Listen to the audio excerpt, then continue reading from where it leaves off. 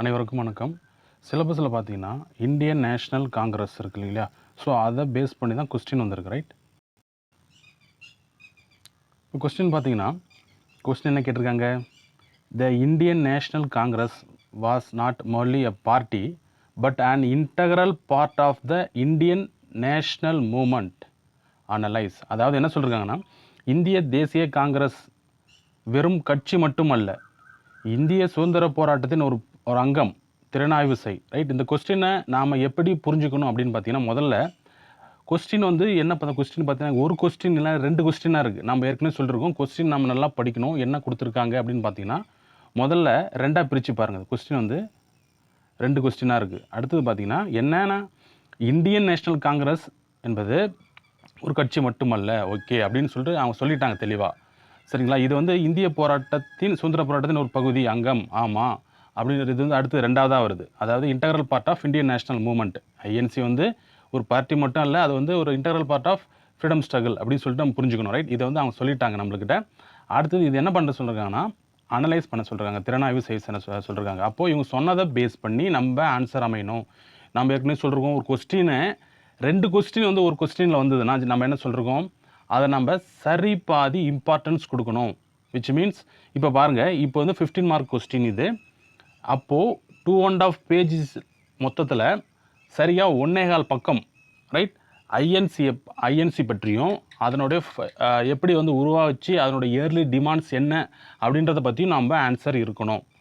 2வது பாதி, அதாவது மீதி 1.25 பக்கம், இது வந்து எப்படி integral part of freedom struggle ஆச்சு, அதாவது ஒரு பார்ட்டியாக உருவாகி ஒரு மூமெண்ட்டாக எப்படி எல்லா உருவாச்சு அப்படின்றத நாம் சொல்ல போகிறோம், ரைட்? நம்ம ஒரு விஷயம் தெளிவாக புரிஞ்சுக்கணும். இந்த கொஸ்டின் பொறுத்த வரைக்கும் எல்லா குரூப் 1 மெயின்ஸ் கொஸ்டினுக்கும் நம்ம சொல்ல வர்றது என்னென்னா, இது உங்களுக்கு எல்லாருக்கும் தெரிஞ்சது தான், இருந்தாலும் நான் வந்து ரொம்ப எளிமைப்படுத்தி சொல்கிறேன்.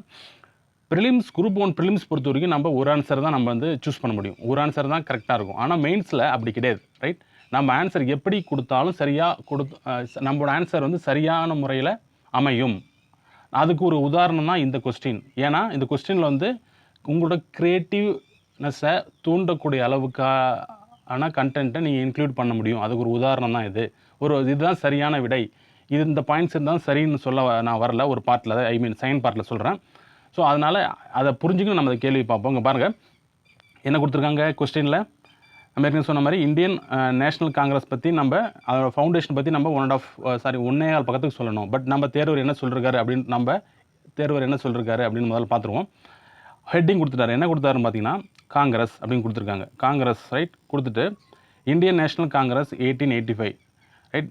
பொதுவாகவே அடுத்தது கொடுத்துருக்காங்க, safety value for the British Lord டஃப்ரின்.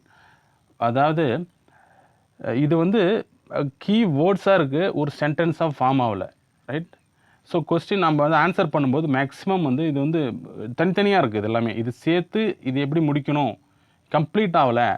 Answer வந்து சென்டென்ஸ் வந்து கம்ப்ளீட் ஆகலை, அது மட்டும் தெரியுது.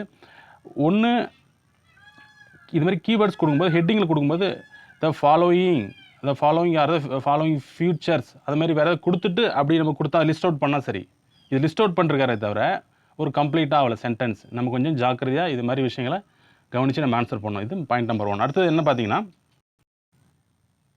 என்ன சொல்லிருக்காரு பாருங்கள். அடுத்த ஹெட்டிங், அதாவது தேர்வர் என்ன பண்ணுறாரு, நம்மளுக்கு அனுப்பின தேர்வர் ஹெட்டிங் கொடுத்துருக்காரு. அந்த வகையில் ஓகே, செஷன், ரைட்? கொடுத்துருக்காங்க. 72 டெலிகேட்ஸ், அதுவும் ஓகே, கரெக்ட். இந்த ஃபஸ்ட்டு செஷன் இது மாதிரி முடியணும். 72 டெலிகேட்ஸ்னு மட்டும் கொடுக்காம இந்த ஃபஸ்ட்டு செஷன், இதுதான் வந்து இதுக்கு முன்னாடி கொடுத்த இதுக்கும் உள்ள வித்தியாசம் பாருங்கள். கம்ப்ளீட் ஆகுது பாருங்கள் சென்டென்ஸு. ஸோ இதே மாதிரி உள்ள நம்ம சென்டென்ஸாக முடிகிற மாதிரி கீவேர்ட்ஸ் பேஸ் பண்ணி நம்ம ஆன்சர் பண்ணணும். வெறும் கீவேர்ட்ஸாக மட்டும் இருக்கக்கூடாது.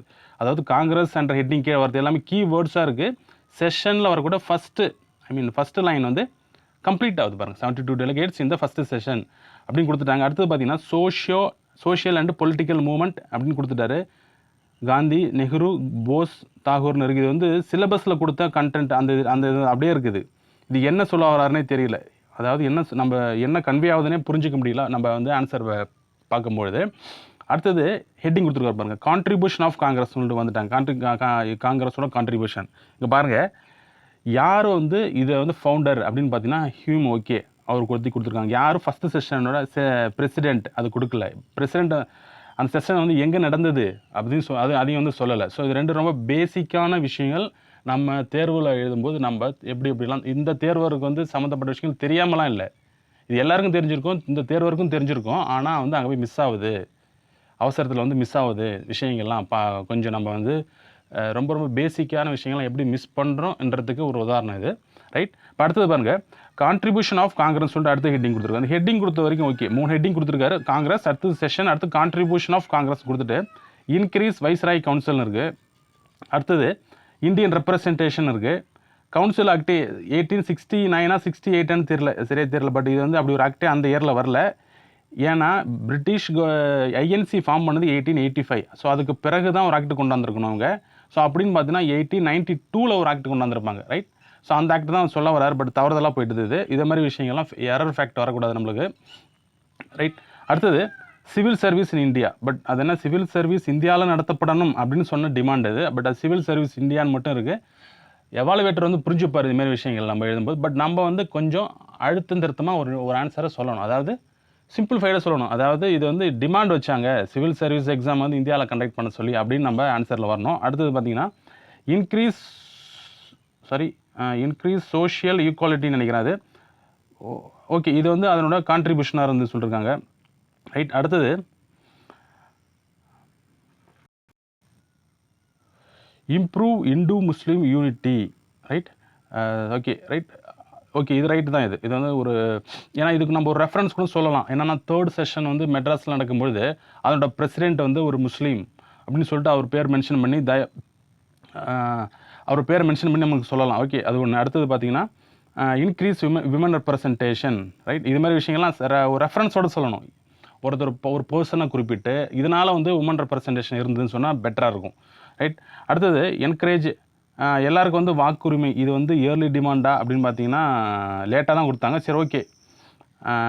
அன்டச்சபிலிட்டி, ஓகே, இதுவும் இயர்லி டிமாண்ட் இல்லை, பட் கொடுத்துருக்காரு.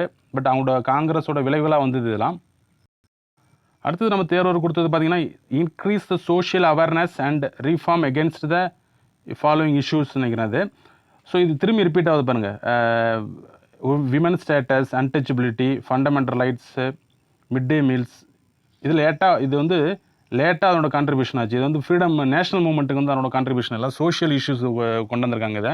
அடுத்து சயின்ஸ் அண்ட் டெக்னு போயிட்டார். ஸோ ஒரு முடிச்சிருக்காங்க கொஸ்டின் 2.5 பேஜஸில் முடிக்க வேண்டிய கொஸ்டினை 2 பேஜஸ் கொண்டு வந்திருக்காரு. அந்த வகையில் ஓகே, ஒரு 15 மார்க் கொஸ்டினை நீங்கள் 2 பேஜஸ்க்கு வந்து கொண்டு போனது சிறப்பு.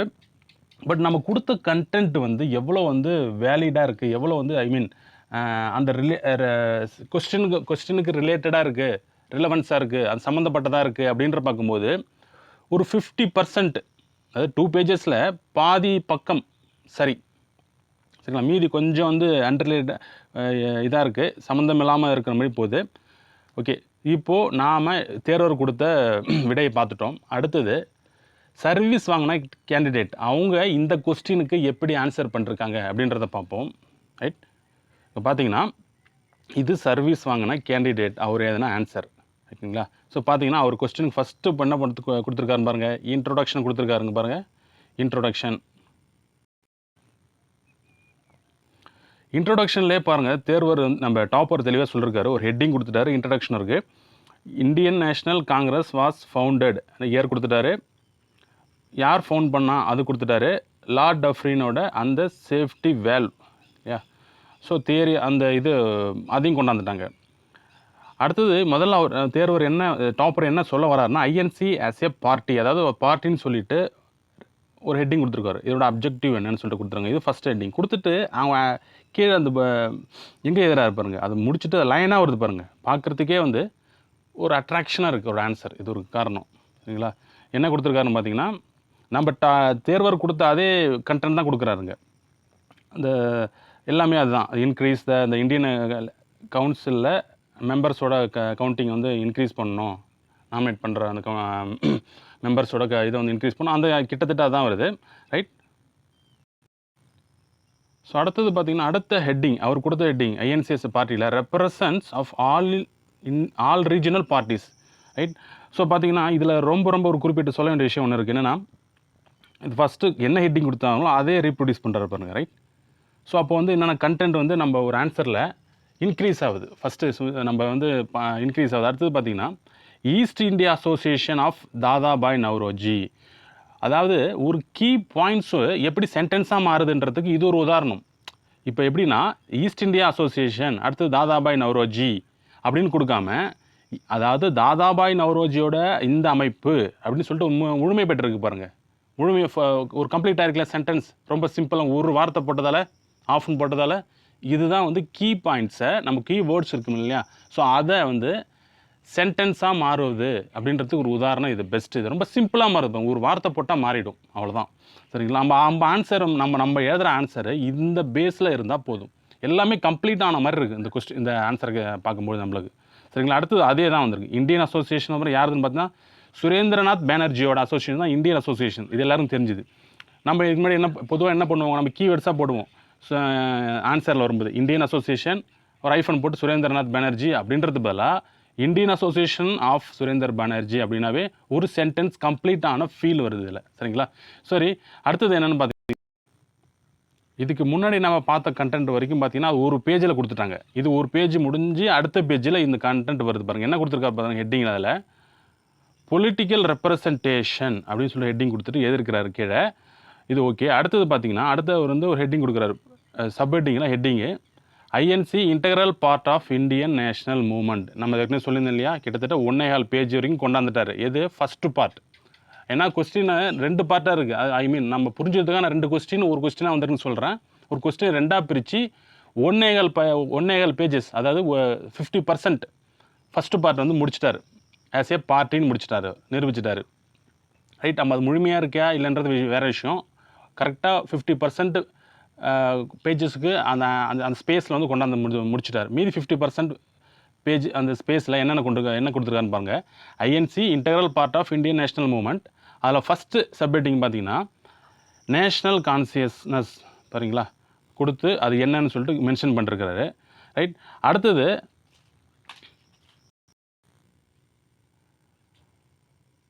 லைட்னிங் கண்டக்டர் அடுத்தது சப்ஹெட்டிங் பார்த்தீங்கன்னா ரெஸ்பான்சிபிள் கவர்மெண்ட். ரைட்? அது கீழே எப்படி இருக்கிறாரு பாருங்கள். அந்த எவ்வளோ ஸ்பேஸ் விட்டு ஸ்பேஸ்லாம் எங்கே இருக்குது பக்காவாக இருக்குது பாருங்கள். எங்கேயுமே வந்து தேவையில்லாமல் விடல, கரெக்டாக விட்டுருக்காரு. இந்த விஷயங்கள்லாம் வந்து இங்கே நம்மளை வந்து நம்ம எழுதுகிற விடையை வந்து எவால்வேட்டருக்கு வந்து அதிக மார்க் வந்து கொடுக்கணும் அப்படின்ற விஷயத்தை தூண்டுற மாதிரி நம்ம வந்து விடை அளிக்கணுன்றதுக்கு இந்த மாதிரியான ஸ்ட்ரக்சரில் நம்ம ஆன்சர் இருக்கணும். சரிங்களா? ஸோ அடுத்த சப்ஹெட்டிங் என்ன கொடுத்துருக்காரு பார்த்தீங்கன்னா பேட்ரியாட்டிசம், அதாவது இது நாட்டுப்பற்றை பற்றி இவங்க வந்து சொல்லிருக்கிறாரு. ரைட்? ஸோ அடுத்தது பார்த்தீங்கன்னா பர்சுவேஷன் அதை ஹெட்டிங் கொடுத்துருக்காரு. இண்டிபெண்டன்ஸ் கொடுத்துட்டாரு.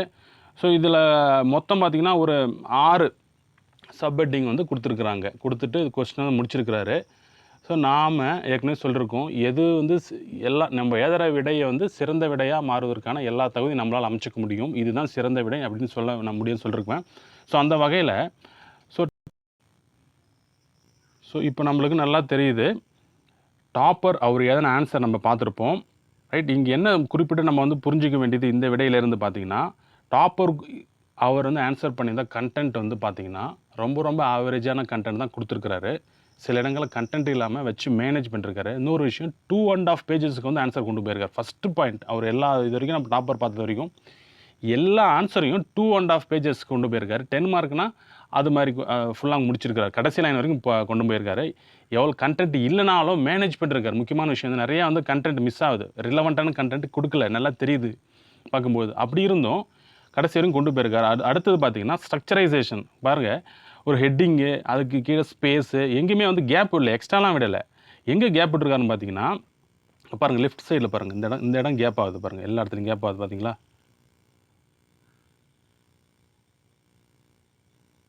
சரிங்களா? இவ்வளோ வந்து கேப் இருக்குது. பட் அது வந்து ஸ்பேஸ் விட்டதே தெரியல. 250 பேஜ் வேர்ட்ஸுக்கு மேலே தான் கொஸ்டின் ஆன்சர் கொடுக்கக்கூடாது. ரைட்? ஸ்பேஸ் வந்து இங்கே நம்ம தேர்வர் வந்து நம்ம டாப்பர் இங்கேயும் எழுதியிருந்தாருன்னா அவர்கிட்ட கண்டென்ட் வந்து இருந்திருக்காது. ரைட்? ஸோ நம்ம வந்து கண்டென்ட் இல்லாமல் 2.5 பேஜஸ்க்கும் ஆன்சர் கொடுக்கணும்னா நம்ம இந்த ஸ்ட்ரக்சரில் கொடுத்தோன்னா லிமிட்டடான வேர்ட்ஸ்குள்ளே ஆன்சர் கொடுக்க முடியும். முழுமையாக வந்து நம்ம ஆன்சர் இருக்கிறோம். இந்த ஒரு பார்த்தோன்னே இந்த தோற்றம் கிடைக்கும் நம்மளுக்கு. ரைட்? ஸோ ஸோ அதை நம்ம புரிஞ்சுக்கணும், ரைட்? அடுத்தது, ஸோ நம்ம ஆஸ்பிரண்ட் அவர் நம்மளுக்கு தேர்வார் எழுதின அவர் வாங்கின மார்க் முதல்ல பார்த்துருவோம். ஃபஸ்ட்டு எவாலுவேட்டர் வந்து எவ்வளோ கொடுத்துருக்காருன்னு பார்த்தீங்கன்னா 6 மதிப்பெண்கள் கொடுத்துருக்காரு. அடுத்த எவாலுவேட்டர் 3. என்னை பொறுத்த வரைக்கும் அந்த கொஸ்டின்ஸுக்கு வந்து 5 அல்லது 6. ஏன்னா நம்ம சொல்லியிருப்போம் 2 பேஜஸில் வந்து கொடுத்துருக்காரு. அதில் 50% கண்டென்ட் ஓகே. அதுலேயும் பார்த்தீங்கன்னா பாதி வந்து எல்லாம் வந்து கீ வேர்ட்ஸாக இருக்குது, சென்டென்ஸ் கம்ப்ளீட் ஆகாமல். ஸோ அப்போது என்ன பண்ணுவாங்க எவாலுவேட்டர், ஒரு 5 ஆர் 6 மார்க்ஸ் அவ்வளோதான் கொடுப்பாங்க அந்த ஆன்சருக்கு. பட் ஒரு எவாலுவேட்டர் 6 மார்க் கொடுத்துருக்காரு. பட் அடுத்தது 3 கொடுத்துட்டாங்க. ஸோ அதனால் வந்து ஓவராக பார்க்கும்போது இந்த மார்க் 4.5 தான் கிடச்சிருக்கு. ஸோ டாப்பருக்கு வருவோம். டாப்பர் பொறுத்த வரைக்கும் ஆன்சர் வந்து கம்ப்ளீட் பண்ண கொஸ்டின், அதாவது ஆன்சர் வந்து 2.5 பேஜஸ் கொடுத்துருக்காரு. அந்த வகையில் பெட்டர். பட் கண்டென்ட் வந்து அதிகமாக டாப்பர்ஸ்ட்டு இல்லை, ரைட்? அதை நம்ம இங்கே ஒரு விஷயத்தை யதார்த்தத்தை சொல்லி தான் ஆகணும். பட் அவருக்கு வந்து ஃபஸ்ட் எவாலுவேட்டர் 9, அடுத்தது வந்து 10 கொடுத்துருக்காங்க. ஓவரால் 9.5.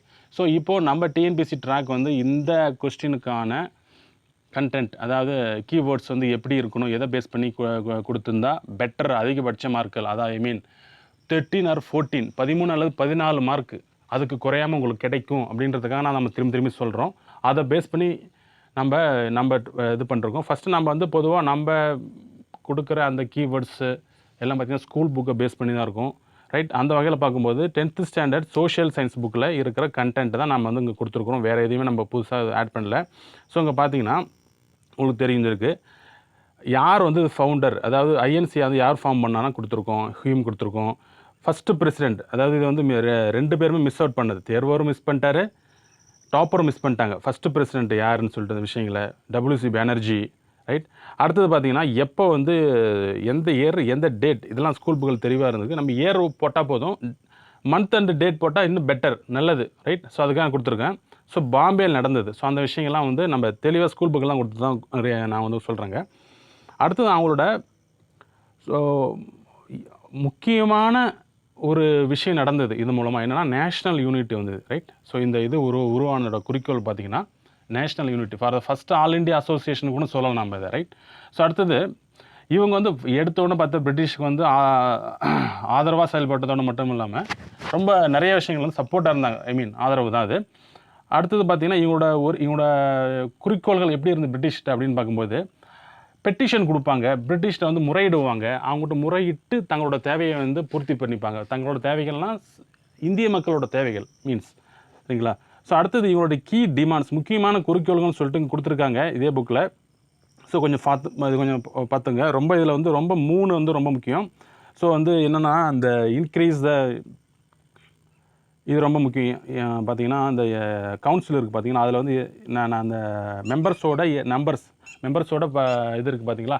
ஸோ அதை வந்து இன்க்ரீஸ் பண்ணணும் அப்படின்ற மாதிரி டிமாண்ட் வச்சாங்க. அடுத்தது வந்து இந்த பாயிண்ட் ரொம்ப முக்கியம், அதாவது separating the judiciary from the executive, அதுக்கு முக்கியம். இதில் முக்கியமானது ரொம்ப குறிப்பிட்டு சொல்ல வேண்டியதில் பார்த்திங்கன்னா சிவில் சர்வீஸ் எக்ஸாமினேஷன், அதாவது அப்போது இருந்த ICS சொல்கிறாங்க, அந்த சிவில் சர்வீஸ் எக்ஸாமினேஷனை லண்டனில் தான் நடக்கும். அதை வந்து இந்தியாவிலையும் நடத்தணும், அட் சேம் டைம் இங்கிலாந்துலேயும் நடத்தலாம், இந்தியாவிலும் நடத்தணும் சொல்லி டிமாண்ட் வச்சாங்க, ரைட்? ஸோ இது வந்து ரொம்ப முக்கியம். மற்றதெல்லாம் போலீஸ் ரிஃபார்ம்ஸ், ஃபாரஸ்ட் லாஸ், இதெல்லாம் வந்து இருக்குது. இது கொஞ்சம் பார்த்துங்க, ரைட்? ஸோ பாருங்கள், கிட்டத்தட்ட ஒரு 10 கீ டிமாண்ட்ஸ் கொடுத்துருக்காங்க. இதில் வந்து ரொம்ப ரொம்ப முக்கியமானது ஒரு 3 மட்டும் சொல்கிறேன், ரைட்? இதை விட்டுட்டா ஸ்கூல் புக்கில் வேறு எங்கே இருக்குது அப்படின்னு பார்த்தீங்கன்னா 12th ஹிஸ்ட்ரி புக்கு வால்யூம் 1ல் இருக்குது, ரைட்? இங்கே பாருங்கள், வால்யூம் 1ல் இருக்குது. இதில் இன்னொரு அடிஷ்னலாக இருக்குது, வேறு எங்கேயுமே இல்லாத விஷயம் என்னென்னா 12th புக்கில் இந்த INC இருக்குங்க இல்லையா, இந்தியன் நேஷ்னல்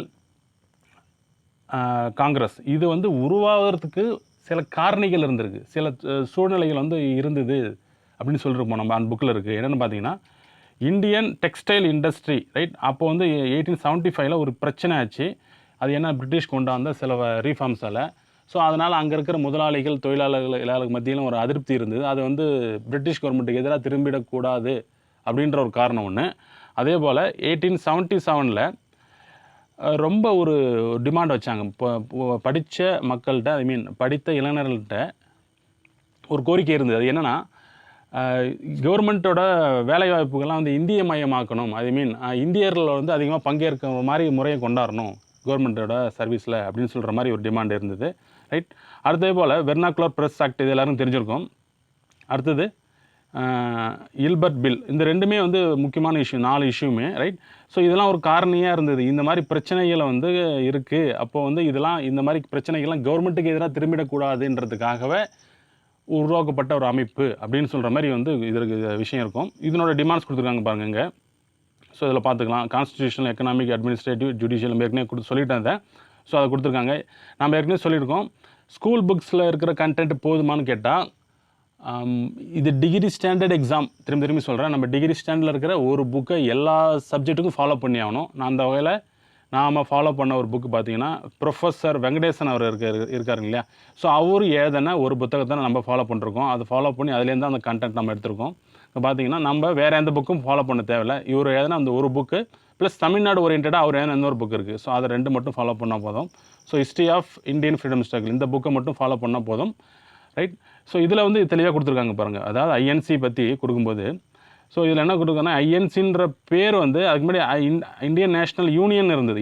இந்தியன் நேஷனல் யூனியன்ற பேரை ஐஎன்சி இந்தியன் நேஷனல் காங்கிரஸ்னு மாற்றலான்னு சொன்னது தாதாபாய் நவ்ரோஜி. ஸோ இந்த மாதிரி விஷயங்கள்லாம் ஆட் பண்ணால் ரொம்ப நம்மளோட ஆன்சர் ரொம்ப தனித்துவமாக தெரியும். அதே போல் எங்கே நடந்தது அப்படின்னு பார்த்தீங்கன்னா, பாம்பேயில் இருக்கிற கோகுல்தாஸ் தேஜ்பால் சன்ஸ்கிரிட் காலேஜ் இந்த இடத்துல நடந்தது ரைட். இந்த மாதிரி விஷயங்கள் நம்ம ஆட் பண்ணால் பெட்டராக இருக்கும். அடுத்தது முக்கியமான இதில் சொல்ல வேண்டிய விஷயம் பார்த்தீங்கன்னா, ஜி சுப்பிரமணிய ஐயர் இல்லையா, தமிழ்நாட்டை சேர்ந்தவர். இவர் தான் ஃபஸ்ட்டு ரெசல்யூஷன் கொண்டு வந்தார். இவர் தான் வந்து the founder of Hindu news paper right. அவர் அதுக்கப்புறம் வந்து நம்ம ஏற்கனவே சொல்லியிருக்கோம் சில சேஃப் வேல்வ் தியரின்னு சொல்லிட்டு, அதே போல் பிரைன் சைல்டு ஆஃப் டஃப்ரின்னு சொல்லிட்டு காங்கிரஸை சொன்னது யாருன்னு பார்த்தீங்கன்னா லாலா லஜபத் ராய் ரைட். இவர் வந்து லேட்டராக சொல்லியிருப்பார் இதை பற்றி. ஸோ அந்த விஷயங்கள்லாம் இருக்குது. இது வந்து மக்களுக்கும் கவர்மெண்ட்டுக்கும் ஒரு பாலமாக இருந்து செயல்பட துவங்கும் அப்படின்னு சொல்லிட்டு அப்போ கருதப்பட்டது ஏர்லி ஸ்டேஜில். இந்த மாதிரி விஷயங்கள் நம்ம ஆட் பண்ணால் நல்லாயிருக்கும் ரைட். அடுத்தது இது வந்து யார் காட் ஃபாதர் ஆஃப் காங்கிரஸ்னு வந்து யாரை சொல்லலாம்னு சொல்லிட்டு ஸ்காலர் சொன்னது. இது வந்து லாலா டஃப்ரின், அப்போ இருந்த வைஸ்ராய் தான் டஃப்ரின், லார்ட் டஃப்ரின்.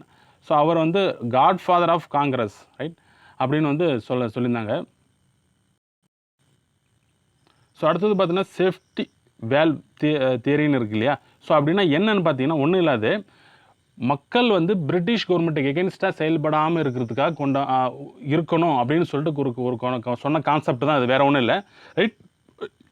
இதை வந்து ஐஎன்சி ஃபார்ம் பண்ண ஹியூம் இருக்கார் இல்லையா. ஸோ அவர் தான் வந்து ஃபாதர் ஆஃப் காங்கிரஸ்னு WC Banerjee right, for the first president of Congress இருக்கார் இல்லையா. ஸோ அவர் சொன்னார் இவரை இந்த டேர்ம் பயன்படுத்தி. அதே போல் இதனோட இந்த சேஃப்ட் வேல்வ் தியரியோட பர்பஸ் என்னென்னா 1857 ரிவல்ட் மாதிரி ஒரு ரிவல்ட் திரும்பி வந்துடக்கூடாது. ஸோ அதனால் வந்து இந்த மக்களோட கோபத்தை மக்களோட குறைகளை கேட்டறிஞ்சு கவர்மெண்ட்டு சொல்கிற ஒரு இன்ஸ்டிடியூஷன் தேவை அப்படின்னு சொல்லிட்டு அப்படின்றதும் 1877 ஒரு மிகப்பெரிய பஞ்சம் ஏற்பட்டது, மிகப்பெரிய அளவில் மக்கள் உயிர் சேதம் ஏற்பட்டது. அந்த மக்களோட கோபம் வந்து கவர்மெண்ட் மேலே திரும்பிடக்கூடாது.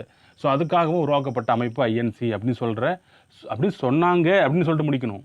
இதை நம்ம நிறுவக்கூடாது. இது வந்து கொஸ்டின் என்ன பார்த்தீங்கன்னா, இந்தியன் நேஷனல் காங்கிரஸை பற்றி நம்ம வந்து புகழ்ந்து தான் சொல்லலாம், குறைகளை சொல்ல வேண்டிய விஷயம் இடம் இல்லைங்க.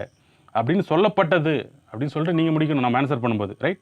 அடுத்தது கான்ஸ்பிரசி தியரி பார்த்தீங்கன்னா, இது சொன்னது பார்த்தீங்கன்னா இந்தியன் ஸ்காலராக இருக்கிற RP தத். இது வந்து என்னென்னு பார்த்தீங்கன்னா, இது வந்து மாடிஃபைடு வெர்ஷன் ஆஃப் இந்த சேஃப்ட் வேல்யூ தியரி. அதாவது ஏற்கனவே சொன்னால் அதோட இந்த தியரியோட மாடிஃபைடு வெர்ஷன் தான் இது. என்னென்னு பார்த்தீங்கன்னா, இது மாதிரி மக்கள்கிட்ட புரட்சி வெடிச்சிடக்கூடாது அப்படின்னு சொன்னது ஒரு தியரி. இது மிஸ்டர் தியரி பார்த்தீங்கன்னா பட்டாபி சீதாராமையா சொன்னது. இதுமாரி வந்து இதெல்லாம் பார்த்தீங்கன்னா காங்கிரஸ் உருவானதுக்கு பின்னாடி இருந்த ஒரு தியரியாக இருக்கலாம் அப்படின்னு சொல்லிட்டு இவங்களோட ஒப்பீனியன் இது ரைட்.